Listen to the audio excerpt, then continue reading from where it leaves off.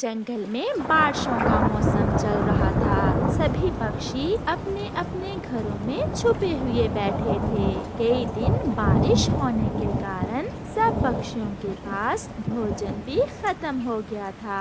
चिड़िया की बेटी गुड़िया अपनी मम्मा से कहती है, मम्मा भूख लगी है, मुझे कुछ खाने को देना।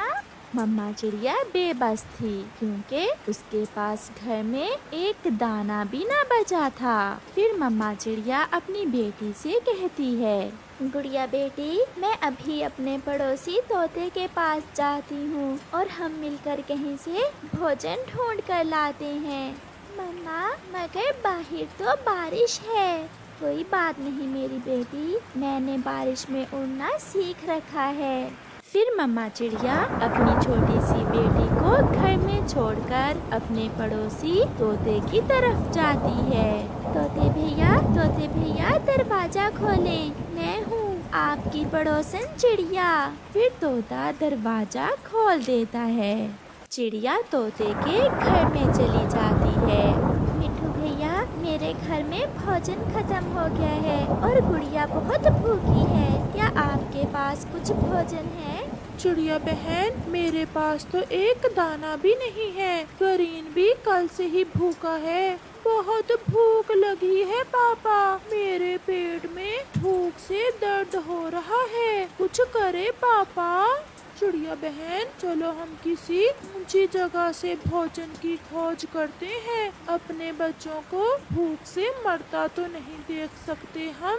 फिर चिड़िया और मिट्ठू तोता किसी ऊंची जगह से भोजन की खोज में वो दोनों उड़ते उड़ते दूर पहाड़ों की तरफ निकल जाते हैं। चिड़िया और मिट्ठू एक जगह बैठ जाते हैं।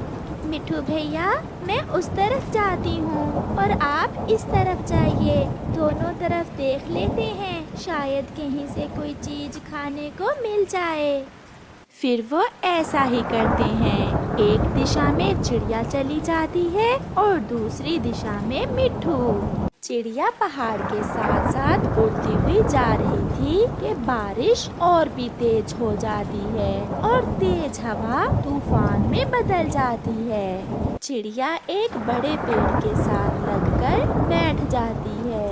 बहुत बड़ा तूफान है, मेरा घर भी बहुत कमजोर है, मुझे बहुत डर लग रहा है। चिड़िया काफी देर तक ऐसे बैठी रहती है और फिर जैसे ही तूफान थोड़ा कम होता है तो चिड़िया की नजर पेड़ के पास जड़ों में जाती है। वहाँ एक पौधा गहनों का था जिसे देखकर चिड़िया बहुत खुश होती है।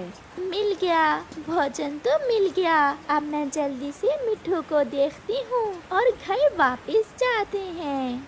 फिर तेज बारिश में चिड़िया गेहूं की एक बाली अपनी चोंच में लिए वहाँ से उड़ती है। चिड़िया मिट्ठू को इधर उधर देखती है मगर मिट्ठू तो उसे कहीं भी नजर नहीं आता। फिर अचानक चिड़िया का ध्यान एक पत्थर के पास जाता है। चिड़िया तुरंत वहाँ आती है। मिट्ठू तोता खून में लथपथ वहाँ घायल पड़ा था। मिट्ठू को क्या हुआ? मिट्ठू बोल क्यों नहीं रहा? मिट्ठू उठो उठो, मिट्ठू कोई बात करो। मगर मिट्ठू कैसे बोलता, वो कैसे बात करता? मिट्ठू तो तेज तूफान में पत्थर से टकराकर मर गया था। चिड़िया थोड़ी देर वहाँ बैठकर रोती रहती है और फिर गेहूं की बाली उठाकर वहाँ से चली जाती है। चिड़िया जब अपने घर पहुँचती है तो उसकी तो दुनिया ही उजड़ चुकी थी, सब खत्म हो चुका था। उसका घर टूटकर जमीन पर गिरा पड़ा था और उसकी बेटी दरवाजे के नीचे दबकर मर चुकी थी। बहुत रोती है चिड़िया, ये सब देखकर बहुत रोती है। गुड़िया मेरी जान, आप भी मुझे छोड़कर चली गई। अब मैं किससे अपने दिल की बातें किया करूँगी? मैं किससे अपने दुख सुख किया करूँगी? फिर रोते हुए चिड़िया का ध्यान ग्रीन की तरफ जाता है। ग्रीन भी तो घर में अकेला ही था। मैं जाकर ग्रीन को देखती हूँ, वो अकेला डर रहा होगा। फिर चिड़िया अपने दाने उठाकर रोती हुई मिट्ठू के घर की तरफ ग्रीन तोते को देखने जाती है। मिट्ठू का घर तो ठीक था। चिड़िया मिट्ठू के घर में जाती है।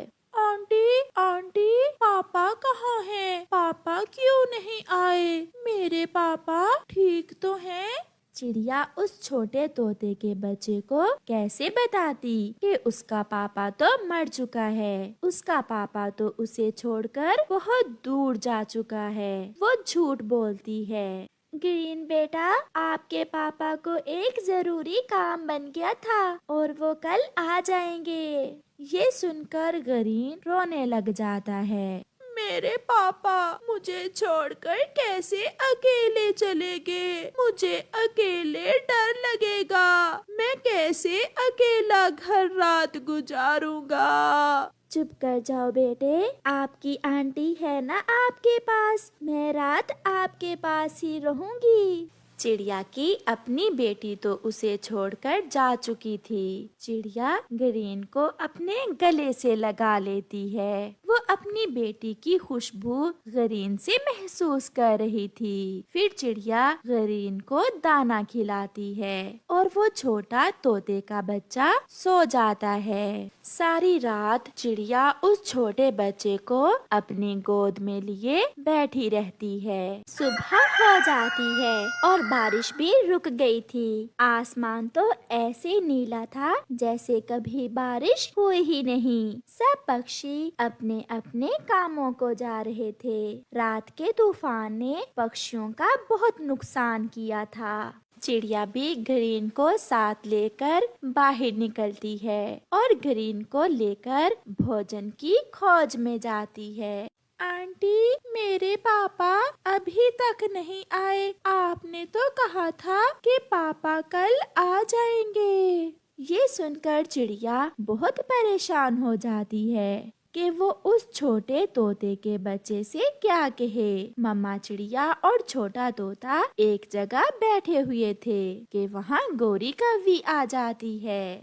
बहुत बुरा हुआ चिड़िया, बहुत बुरा हुआ। कल रात तूफान में मेरा घर टूट गया और मेरा जग्गू घर के नीचे दब के मर गया। रोते हुए गौरी कौवी चिड़िया से ऐसे कहती है।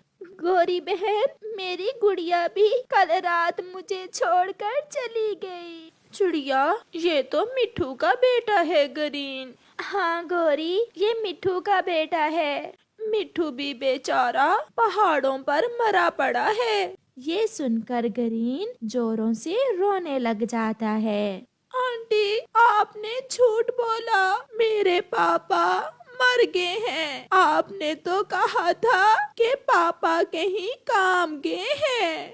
गौरी, मैंने ग्रीन से ये बात छुपाई थी, मगर आपने इस छोटे से बच्चे के सामने ही ये सब बता दिया। चिड़िया, एक ना एक दिन तो इसे पता चलना ही था। चुप कर जाओ बेटा, आपके पापा आपको छोड़कर चले गए। देखें, गौरी आंटी का बेटा मर गया और मेरी गुड़िया भी मुझे छोड़ गई। हम सब दुखी हैं और हमें एक दूसरे की जरूरत है। हम सब मिलकर एक दूसरे का दुख कम करेंगे। ग्रीन चिड़िया के गले से लग जाता है। आंटी, क्या मैं आपको मम्मा कह लिया करूं? मेरी जान, मेरा बेटा, अब चुप कर जाओ। चलो हम आगे बढ़ते हैं, क्योंकि जिंदगी का सफर दुख और सुख में चलता ही रहता है। ऐसे वो सब पक्षी एक दूसरे को तसल्ली देते हैं और वहाँ से आगे बढ़ते हैं। फिर चिड़िया ग्रीन को अपने बेटे की तरह प्यार देती और हमेशा उसे अपने साथ साथ रखती। ग्रीन भी चिड़िया को अपनी मम्मा की तरह ही समझता। प्यारे दोस्तों, मुसीबत में हमेशा दूसरों की मदद करें, क्योंकि जिंदगी के दुख बांट लेने से कम हो जाते हैं।